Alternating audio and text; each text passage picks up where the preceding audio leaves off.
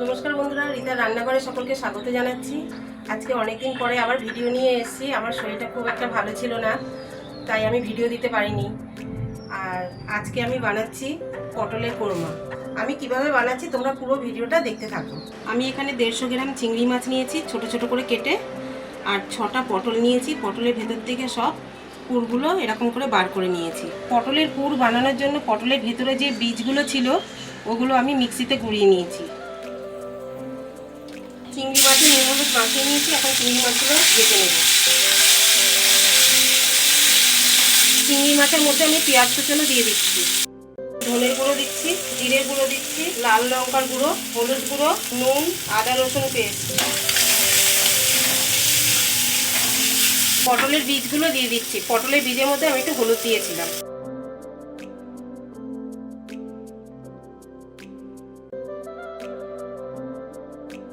চিনি দিচ্ছি, গরম মশলার গুঁড়ো দিচ্ছি। ভালো করে একটু শুকনো করে ভেজে নেব।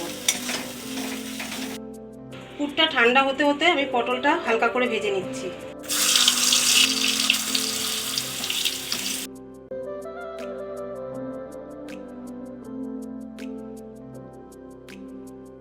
পটলের ভেতরে এইভাবে ভালো করে পুরটা ভরে নিতে হবে। বন্ধুরা, ভিডিওটা ভালো লাগলে একটা লাইক এবং সাবস্ক্রাইব করে আমার পাশে থেকো। তারপর এরকম একটা কাঠি দিয়ে এই মুখটা আটকে দিতে হবে, খুলবে না। এরকম করে সব আমি বানিয়ে নেব। পেঁয়াজের পেস্ট, আদা রসুন বাটা, ধনের গুঁড়ো, লঙ্কার গুঁড়ো, হলুদ গুঁড়ো, লবণ, কাজু বাদাম বাটা,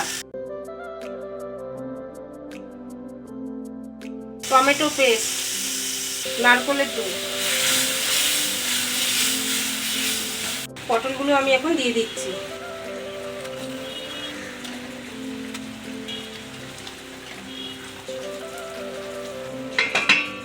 এখন খুলে দেখছি কেমন হয়েছে।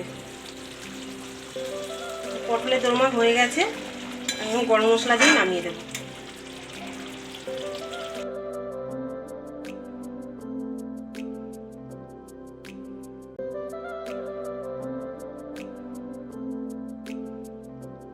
আলাদাই